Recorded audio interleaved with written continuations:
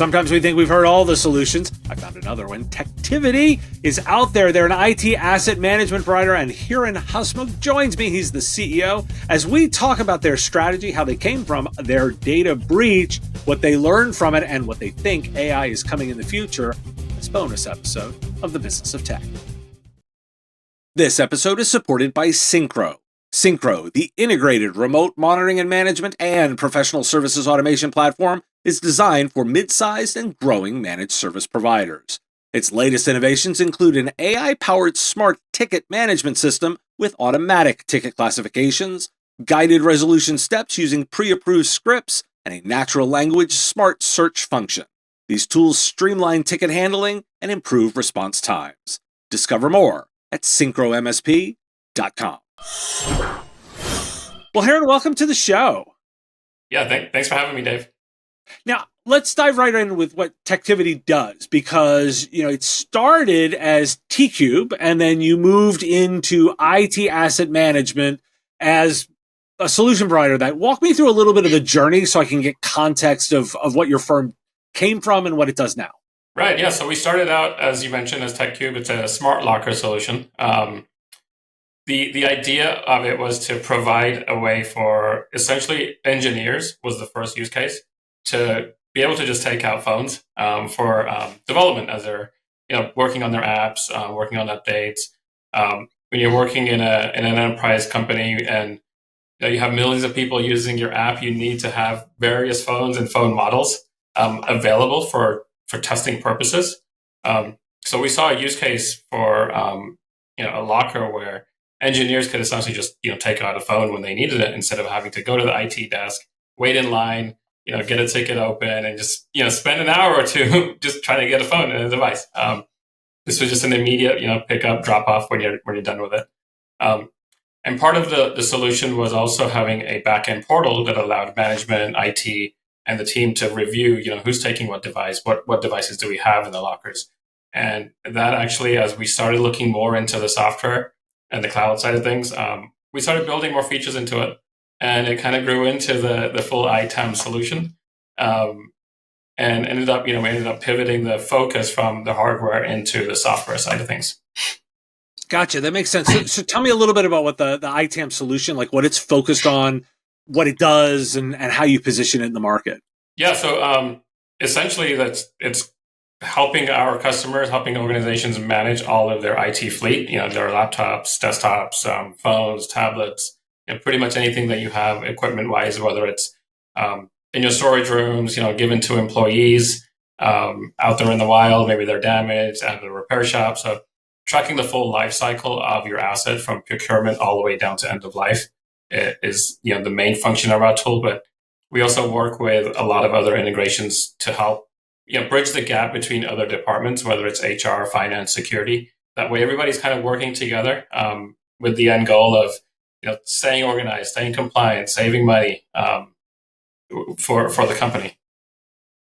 Gotcha. So are you focused on enterprises, mid-market, managed services providers? Like where are you focused?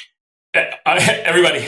So, okay. The unique thing about our software is that we can work from startups all the way to enterprise level companies. We have some that are new companies that have been around for a year or two versus some that have been around for a couple of decades, and with thousands of employees tracking their assets. So there really isn't a restriction on who we could work with in terms of company size or even their industry. Now, this is obviously a space that has some level of maturity, right? You're not the first player in the space. Talk to me a little bit about how you think about it, positioning yourself differently, and what you're trying to carve out as your own unique space. Yeah, there's a couple of things that we could say we are different compared to our competitors. The first is our unique pricing model. We charge based on how many people are actually using the tool. A lot of companies in this space will also charge by how many assets you're managing. So if you have 1,000 laptops you're tracking, you're also paying on top of the subscription fee for those 1,000 laptops. We offer unlimited assets, unlimited users. You're basically paying a monthly subscription for the people who are getting value out of the tool. And then the second part of that is we actually customize our software based on our customer. Big thing we see is every IT department works a little differently. They have their own philosophy on ITAM. and how they should manage their fleet. So we didn't want our software to restrict an IT team or a customer in terms of how they could do it in the software. So from the beginning, we'll work with our customers in terms of building in their workflows, their integrations, and then over time adding in new features that they can request from us to grow their solution. Gotcha. So give me a little bit of sense. I'm sure you've got like an example customer that's kind of ideal. Everybody likes to talk to me about your great use case study that's the ideal example. Ideal example, I would say, a company that has around 5,000 to 6,000 employees. At that point, you're looking at maybe 7,000 or 8,000 assets that they're wanting to track. They have a pretty good tech stack internally in terms of their MDM solutions, the security tools, their HR tools. They're pretty mature in terms of what they have. So giving us the ability to integrate with all of those tools and then provide out reporting and additional functionality to get them what they need. Gotcha. Now, one of the things I do want to ask about, because I get a sense that you learned a lot from this, is in the early days, and as you're working through this, Teqtivity faced a data breach and it affected one of your customers. Talk to me about how that occurred and what you learned from the experience. Yeah, it was pretty bad time for us. It's not something I would wish upon anybody, to be honest. As a small company, being bootstrapped as well, it was a big impact for us. The actual breach occurred because an attacker was able to exploit a hole in terms of getting into a backup directory, and was able to exfiltrate some data from there. It wasn't to production servers or to any of our production customers, but it was a backup of one of our customers that the threat actor was able to gain access to. We did learn a lot from it in terms of our security posture. We made multiple changes in terms of training our team, some of the process that we have in place, and what we needed to do going forward to ensure that we are safe and secure with our customers' data. Gotcha. Tell me a little bit about like the lessons. I mean, obviously the incident itself, expensive, difficult to deal with, but I'm more interested in understanding kind of the long-term strategy change and what you did around that. Can you give a little bit more about what you did in terms of the way you approach things now? Yeah, in terms of the way we started approaching things, even more pen testing and network testing, AWS testing, just to making sure that there aren't any holes anywhere. So we have a team that does that manually for us every quarter, an external team that will come in and look at it. We implemented CrowdStrike throughout the entire company. So all of the endpoints, whether they're the employees' devices, all the way to the servers that we have. And that really helps a lot in terms of getting the daily reports and updates to ensure that we are completely secure and patched up. Now, the other thing you brought up, and I was really curious about it, is you've leaned into bootstrapping, right? You brought it up right there. So that's a particular choice, and you've had some interest from VCs. You've chosen to keep everything bootstrapped. Talk to me a little bit about that decision and what drives it and how it's impacting your strategy. Yeah, the decision to stay bootstrapped is a couple of reasons behind it. So just the flexibility of being able to run the company myself with whatever we need to do. We're not having to deal with another group of people that we have to keep happy, right? In terms of revenue and the goals that we have to meet. Like I feel like there'd be less stress just bootstrapping it and just at the end of the day, like essentially answering to myself in terms of the final success, right? Also, I don't think we're ready to a place where I'd want to go out and get funding. Even though we have some pretty big clients on our name, on our portfolio, we're still at a place where I still want to grow at least like 3-4 times more before I actually want to go out and either get some funding or bring on additional partners, whatever the case would be in the future. So I'll ask just the simple question: why? Why wait? What's the motivation behind that? Getting the revenue up is one thing. I think we're not at a point right now where the revenue is high enough to where we'd be able to get as much funding as we would want to. Okay. So I want to pivot that a little bit to get a little bit of your thinking about where this is all going, particularly because there's a lot of argument that with the rise of cloud computing and virtualization, the idea of traditional IT asset management is trending towards obsolete, if not obsolete now. Talk to me about how you'd respond to that perspective, and why do you think it's a crucial piece of end customer business? I would say it's still a crucial piece to any IT department to, manage your hardware, your physical hardware, what you have. A lot of breaches are occurring because the actual computer that's being used and the employee. Now you can have you have your servers, you have your data centers and your other infrastructure, but where we come in to help our customers is the actual endpoint that the employee is using. It's still going to need to be tracked. Who has it, or is it? If it's been lost or stolen, we need to make sure that it's locked, for example. And there's no replacement for some of the features that we're providing from other tools or methodologies that could come out.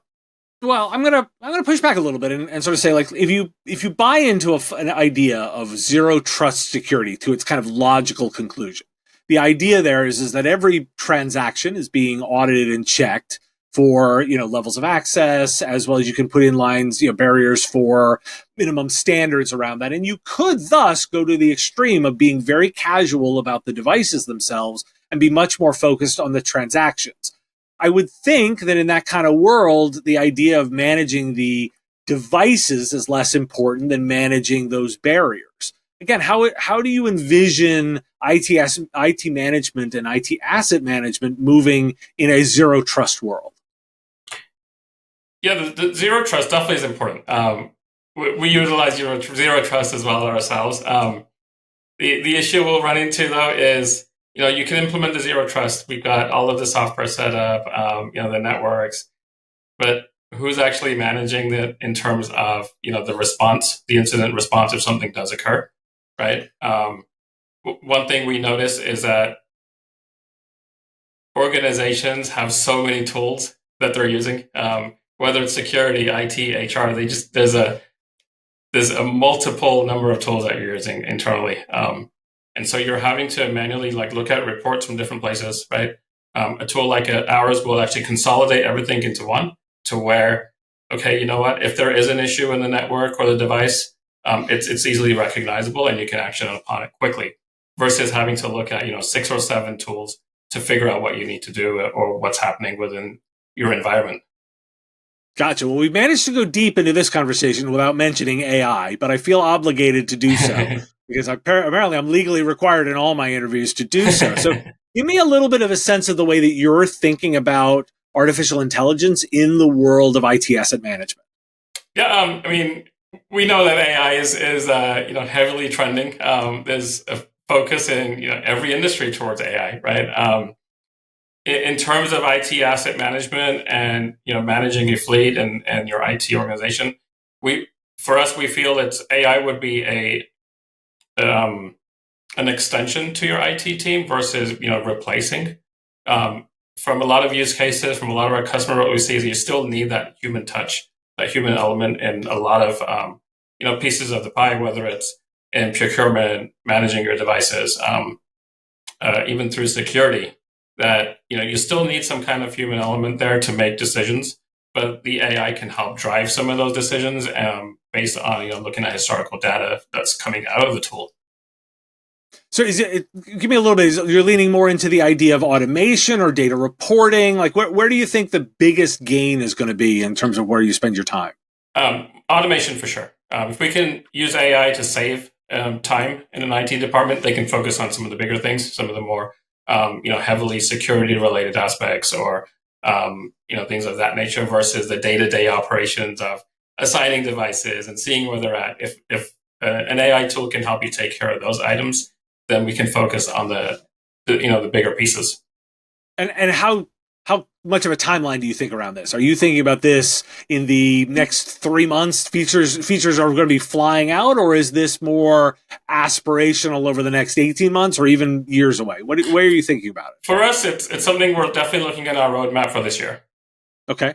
Gotcha. So that makes a ton of sense. Now, as I think about this, like where do you find that the biggest impact for customers, the real value ends up being in terms of approaching IT asset management the best? Where are they giving you the information and feedback back that they value most?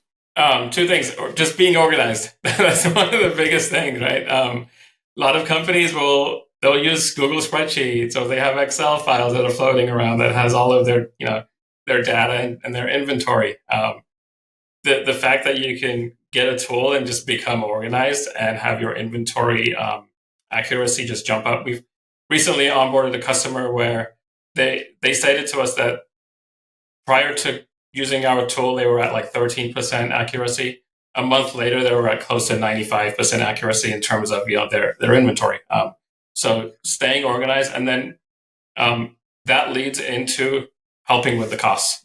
Because if you know what you have, you don't have to buy more computers. You don't have to buy more phones or tablets because you're organized with your current inventory. So yeah, those are the two biggest things we're hearing.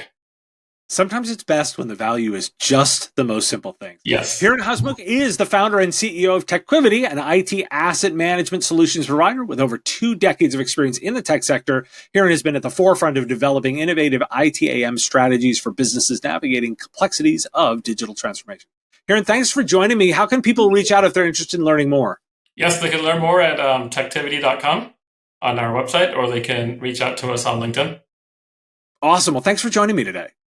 Awesome. Thank you for having me. The Business of Tech is written and produced by me, Dave Sobel, under ethics guidelines posted at businessof.tech. If you've enjoyed the show, make sure you've subscribed or followed on your favorite platform. It's free and helps directly. Give us a review too. If you want to support the show, visit patreon.com/MSPradio and you'll get access to content early. Or buy our Why Do We Care merch at businessof.tech. Have a question you want answered? We take listener questions, send them in, ideally as a voice memo or video to question@mspradio.com. I answer listener questions live on our Wednesday live show on YouTube and LinkedIn. If you've got a comment or a thought on a story, put it in the comments if you're on YouTube, or reach out on LinkedIn if you're listening to the podcast. And if you want to advertise on the show, visit mspradio.com/engage. Once again, thanks for listening, and I will talk to you again on our next episode. Part of the MSP Radio Network.